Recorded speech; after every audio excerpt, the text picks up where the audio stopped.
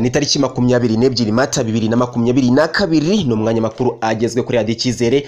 Aya makuru ayibona Camigo Jean Pierre, nge mugiye kubana muri aya makuru nitwa Innocent Bimenyimana. Ikaze muri aya makuru. Minisitiri w'ubumwe bw'Abanyarwanda Dr Bizimana Jean Damascene yavuze ko impamvu yatumye jenoside ibaho ikwiye kuvugwa kugira ngo n'abana bamenye ayo mateka. Ibi yabivugiye mu muhango wo kwibuka ku nshuro ya 28 jenoside yakorewe abatutsi muri Mata 1994 mu cyahoze ari komine Nyaruhengeri, ubu ni mu murenge wa Kibirizi, akarere ka Gisagara.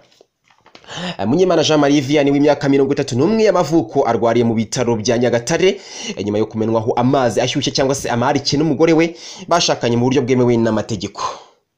Hanze y'u Rwanda, ibihugu by'ibihanganje birimo na Leta Zunze Ubumwe za Amerika byatangaje ko bikomeje kohereza intwaro zabyo mu burasirazuba bwa Ukraine mu buryo bwo kubuza Uburusiya kwigarurira agace ka gice cya Donbass.